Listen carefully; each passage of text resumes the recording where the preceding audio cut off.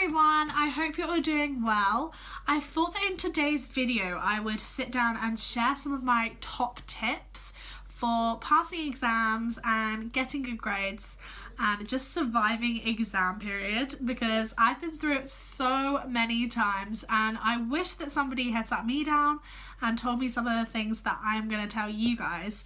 So I'm just going to share a few things that I learned as I progressed through different exam periods, and hopefully they will help you too. So before we get started with the top tips, I just want to remind everybody that exams are not a make or break in life. In some situations, obviously like getting into university or getting into certain A-levels, they do have an influence, but you can still do amazing things without good grades at uni or at school. So don't be disheartened if you don't get the grades that you were looking to get. But here are the top tips if you are preparing for exam season. So my first tip applies mainly to GCSEs, but you can apply it to A-levels too, and that is to print off your syllabus. Every single thing that you need to know is highlighted on a syllabus, and they can only test you on things on your syllabus because that is what they have given your teachers to teach you. And this is a great way to just check that you are aware of different aspects of the module. So sometimes questions only come up every few years on a certain thing, so teachers sometimes can go quite fast over certain things that they don't think will come up. But if you have it on your syllabus and you can go and ask the teacher about it, you shouldn't have any problems. So tip number 2 is definitely something that only works for some people. I know that some of my friends literally couldn't have a revision schedule at all because it would really stress them out. Whereas for me, I found that planning everything out was really methodical and it made sure that I covered everything I needed to know.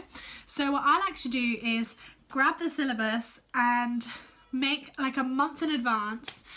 So ideally you want to have covered everything that would be in the exam maybe 2 weeks before your exam, just so that you have like a proper understanding of everything. If you do that, you are dreaming, but if not, just plan it out as much as you can.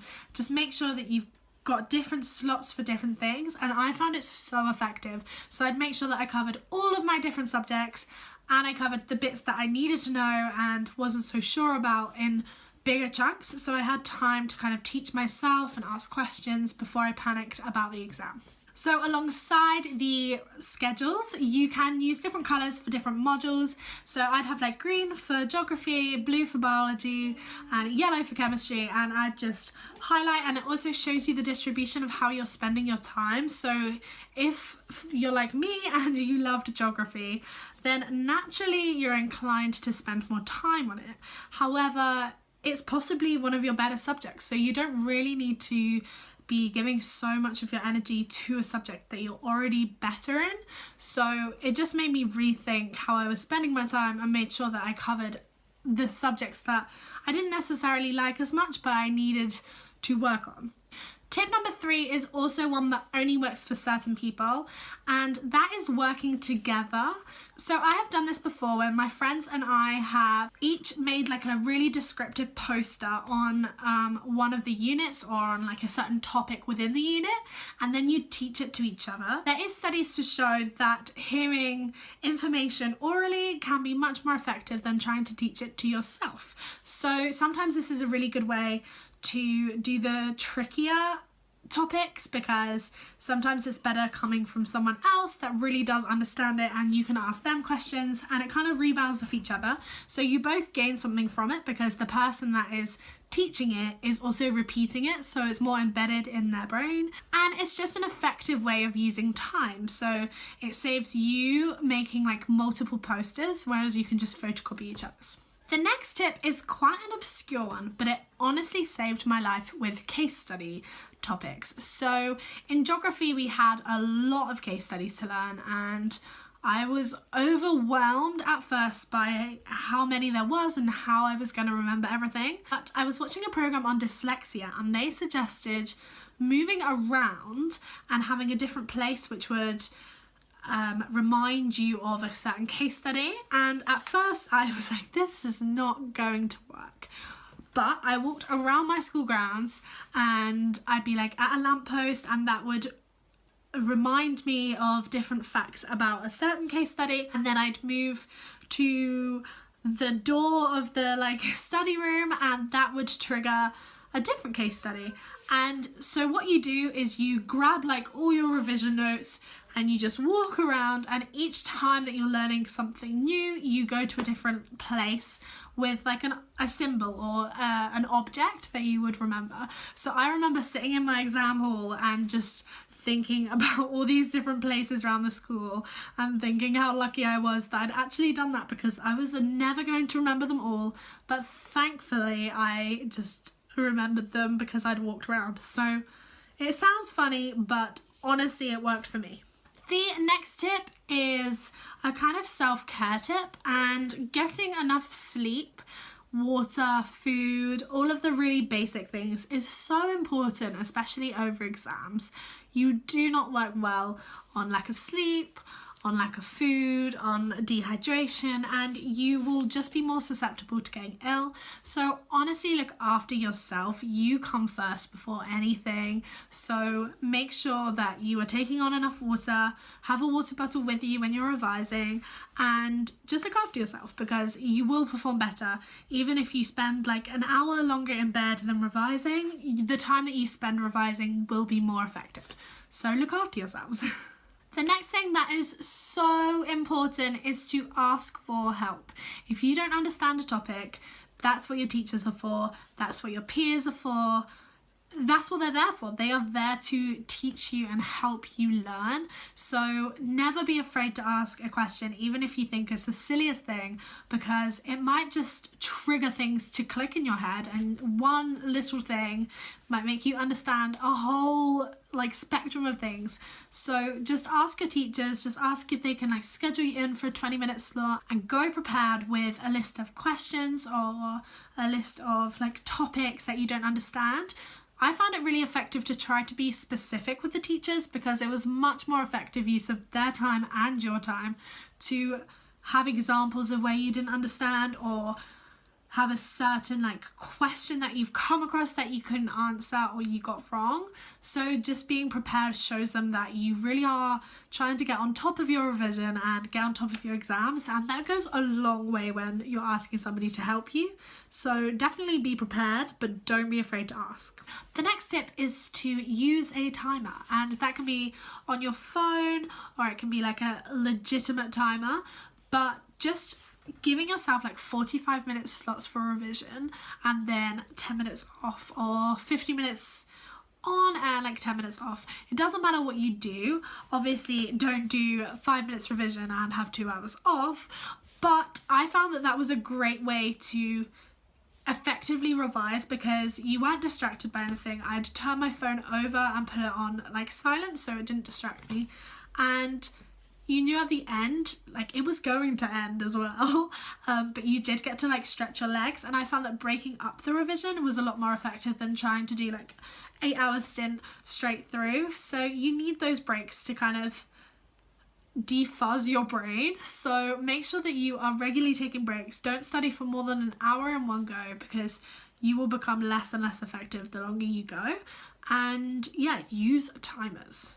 So we are on to the last few, and these are probably the ones that helped me the most, and I've got 3 of them. The first one is highlighters, the second one is revision guides, and the third one is past papers. So for me, I work really well with colour and grouping different things with a certain colour.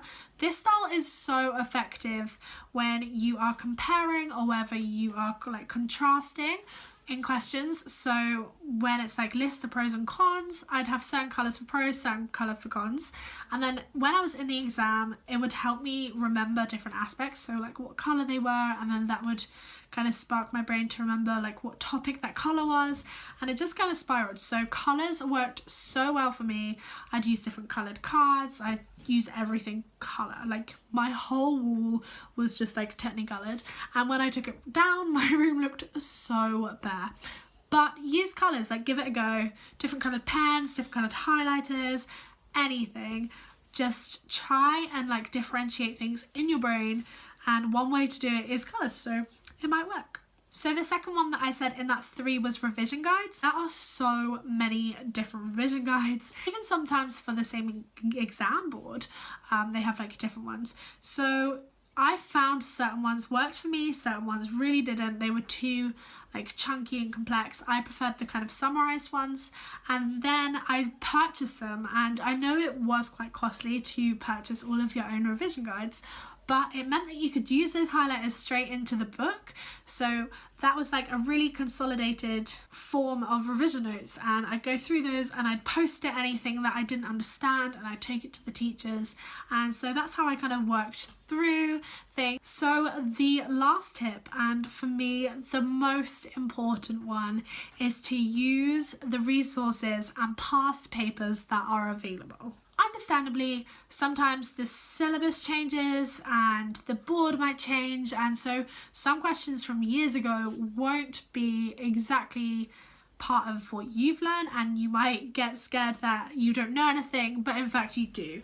So what I would recommend is going online or seeing your teacher, asking for all the available past papers and asking them if they know if your syllabus has changed and if they can kind of cross out any questions that aren't applicable now that you don't need to know.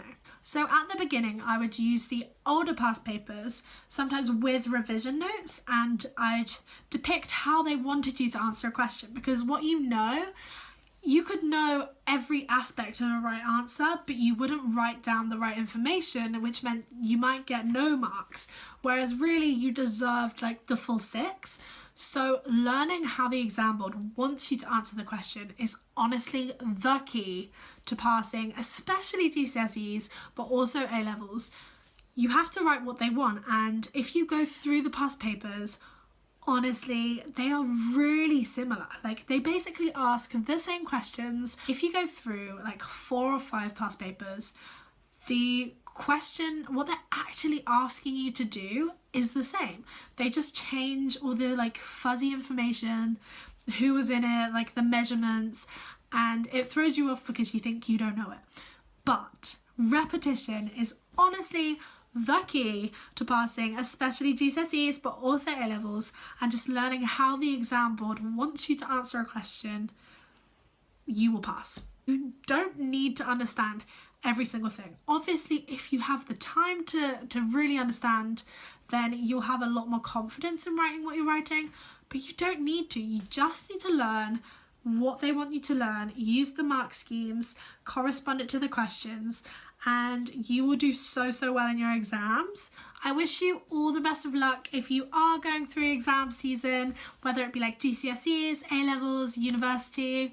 Just focus on yourself, number 1, and doing well and preparing as number 2, and I'm sure you'll do great. I also hope that this video has been helpful, and if it has, just leave a comment below and we can all chat about revision. What could be better?